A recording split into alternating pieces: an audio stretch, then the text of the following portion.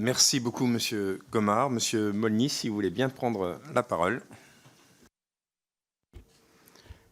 Oui, tout à fait. Donc, vous m'avez demandé, Monsieur le Président, d'évoquer les réponses qui ont été données par la France et puis notamment aussi par les pays de l'Union européenne. Je crois que par rapport à ce que disait Thomas, il y a une chose qui est véritablement sur laquelle il faut insister. Les questions de sécurité pour les Européens, c'est vraiment avant tout la guerre en Ukraine et la sécurité en Europe. C'est quand même le point principal, parce qu'on a de nouveau, au fond, une rupture Est-Ouest avec la Russie.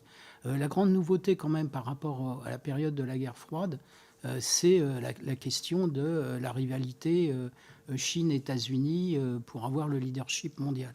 Il faut bien voir que la priorité des États-Unis aujourd'hui, c'est la Chine, c'est pas le territoire européen.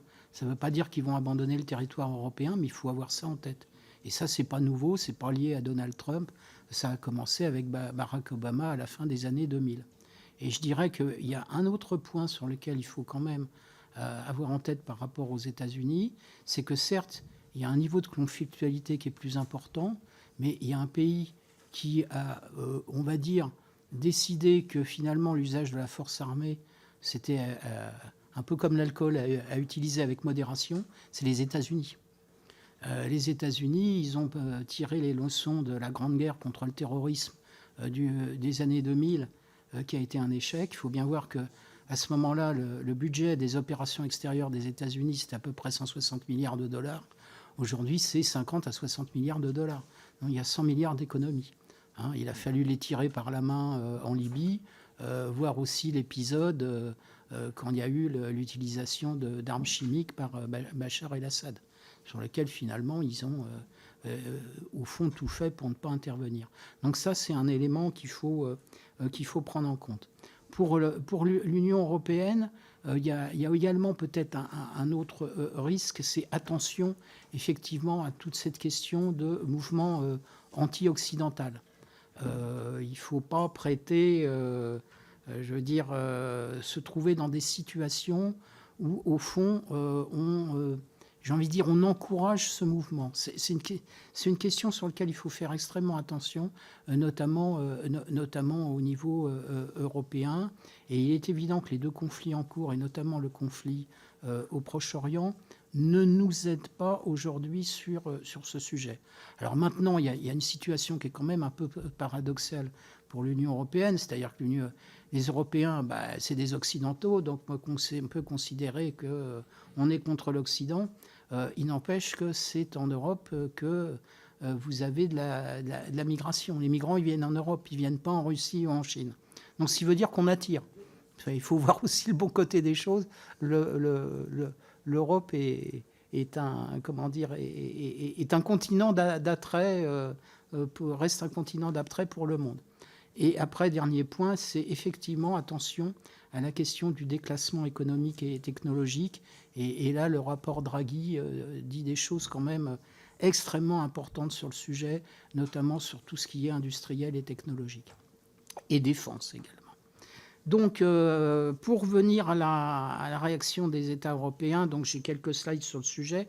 Pardonnez-moi, les slides sont en anglais parce qu'en fait, je vous explique. C'est une présentation au départ qui était faite au niveau de la DG Défi, justement au niveau de la Commission européenne. J'avoue que je n'ai pas eu le temps de mettre les slides en français, mais ne vous inquiétez pas, ma volonté n'est pas d'être anti-français à ce niveau-là.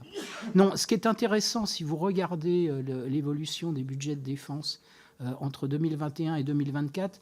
Et là, je dis 2024 parce qu'on on utilise jusqu'à 2022 les chiffres de l'Agence européenne de défense, mais nous, on les a mis à jour au niveau de l'IRIS.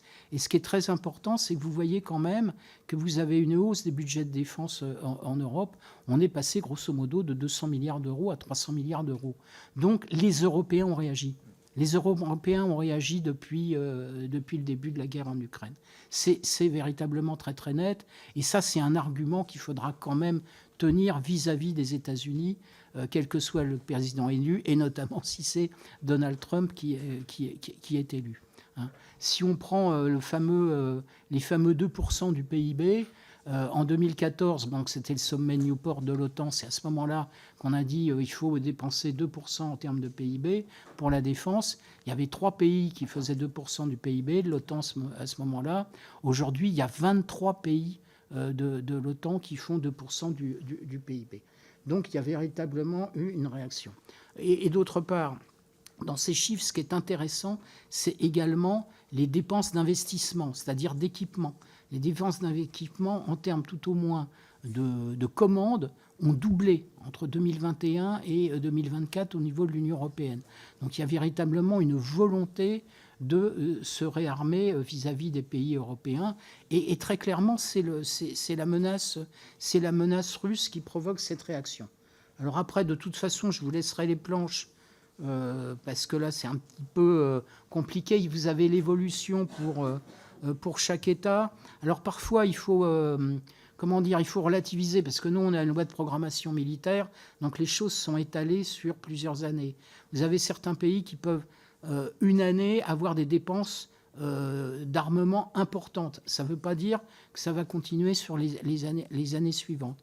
Mais grosso modo, vous avez une hausse des dépenses de militaires, que ce soit pour les petits pays, les moyens pays et les grands pays, avec bien évidemment une réaction plus importante des pays qui sont à la ligne de front, c'est-à-dire les pays baltes, les Polonais. Et puis, alors les Allemands, c'est un cas spécifique puisqu'ils ont ce fonds de 100 milliards d'euros, mais qui est sur 5 ans. Hein, ça va s'arrêter en 2027 ou 2028, hein, l'utilisation du fonds spécial de 100 milliards d'euros pour les Allemands. Donc je dirais qu'ils sont un peu boostés pour une période transitoire, mais il n'est pas certain que ça continue après 2028, et eux aussi se trouvent confrontés quand même à des questions économiques majeures. Sur la forme sur les acquisitions en elles-mêmes. Donc, ce qu'on avait mis en évidence l'année dernière, c'est que cette hausse des dépenses de défense avait profité essentiellement aux pays non européens en termes d'acquisition d'armement, puisque j'étais arrivé à ce chiffre de 78% d'acquisition en dehors de l'Union européenne, dont 63% pour les États-Unis. Alors, ces chiffres, il faut bien voir que, ce sont des commandes. Première chose, ce n'est pas des transferts d'armement sur une année, ce sont des commandes. Deuxième chose, ce sont des transferts de pays à pays. C'est-à-dire que ce que ça met en évidence, c'est surtout le fait que les petits pays achètent en dehors de l'Union européenne. Parce que si vous prenez les acquisitions Allemagne-Allemagne ou France-France, les chiffres, on les a refaits, et ça donne 59% en dehors de l'Union européenne. 59%, mais sur 2022-2023, sachant que 2021, c'était 51%. Donc on a bien un accroissement quand même de la dépendance vis-à-vis des pays en dehors de l'Union européenne, hein, et notamment des États-Unis, Coréens, etc., etc. Alors, pourquoi il y a un accroissement de cette dépendance ? Bon, pour certains pays, c'est clair que c'est la garantie de sécurité américaine qu'ils achètent, quand ils achètent américain. Vous avez un deuxième phénomène qui est, alors là c'est un petit peu complexe à expliquer, je vais essayer de le faire rapidement quand même, c'est les achats par le biais des FMS, des Foreign Military Sales, c'est-à-dire des achats de gouvernement à gouvernement. Les achats de gouvernement à gouvernement, ce que vous faites dans ce cas-là, c'est que vous achetez sur des stocks de l'armée américaine. Ce qui est très pratique pour un certain nombre de pays européens, c'est que ça va vite. Ça va vite. Dans ce cas-là, quand vous faites du G2G, du gouvernement à gouvernement, vous n'avez pas à utiliser la directive de 1981 sur les marchés de défense et de sécurité, sur les appels d'offres. Donc vous allez beaucoup plus vite. Alors normalement, on ne pourrait le faire que s'il n'y a pas d'équivalent européen. Là, il est évident qu'il y a des pays qui, j'ai envie de dire, allègrement se sont assis sur la directive de 1981. Mais vous aviez cette question d'urgence derrière. qui d'une certaine manière est compréhensible. Ce qui veut dire donc qu'il faut sans doute, nous, au niveau européen, trouver des moyens de répondre à cette facilité qu'ont les Américains. Après, vous avez évidemment un certain nombre d'équipements aujourd'hui qu'on ne fabrique pas en Europe. Si vous prenez l'IMARS, par exemple, qui est de la frappe d'artillerie à longue portée, c'est vrai qu'on n'a pas d'équivalent en Europe. Et si vous regardez tout simplement les missiles qui sont sur les avions de combat, si vous avez des avions de combat américains, vos missiles, ils sont souvent américains. Les deux vont ensemble. Bon, ça, on pourrait entrer un petit peu plus dans le détail si vous le voulez. Bon, au niveau européen, il faut bien voir que la réaction, elle a été extrêmement importante. Et quand je dis européen, Union européenne. Ça, c'est un point qu'il faut mettre véritablement en avant. Alors peut-être que c'est pas bien vu, c'est pas bien perçu, enfin, c'est pas bien visible, j'ai envie de dire. Mais ça existe. Vous avez un certain nombre de choses depuis le début de la guerre en Ukraine qui sont extrêmement importantes. Bon, naturellement, vous avez l'utilisation de la Facilité européenne pour la paix pour financer des livraisons d'armement à l'Ukraine. Mais vous avez également le document qui est la boussole stratégique, une sorte de livre blanc européen. On en aura sans doute un vrai dans l'année prochaine. Mais vous avez également les décisions du sommet de Versailles, une communication de la Commission européenne du 18 mai 2022. Je suis désolé d'entrer dans des détails un peu techniques, mais tout ça a donné lieu derrière à un certain nombre d'initiatives européennes. Vous avez donc le texte qui s'appelle l'EDIRPA, qui permet de faire des acquisitions en commun au niveau européen. Vous avez le texte qui s'appelle ASAP, qui a permis de financer de la remontée en puissance de l'industrie munitionnaire dans le cadre de toutes les initiatives munitions de l'Union européenne. Vous aviez 3 volets dans cette initiative munitions. Et puis, vous avez maintenant ce texte qui est sur la table, European Defence Investment Programme, qui est un texte très complexe, mais que vous devez véritablement examinez vous de votre côté avec attention, parce que c'est en train d'être discuté aujourd'hui à Bruxelles. Pour l'instant, on est entre la Commission et les États membres. Et vous avez à la fois le fait de faciliter des acquisitions en commun, et ça, c'est la suite du Fonds européen de défense, c'est-à-dire coopérer de plus en plus, acheter en commun pour avoir plus d'interopérabilité. Donc vous avez cette question-là, vous avez des questions de sécurité d'approvisionnement, qui est un vrai problème aujourd'hui au niveau européen. Vous avez des questions de financement des PME dans le texte European Defence Investment Programme. Vous avez des questions de l'aide à l'Ukraine.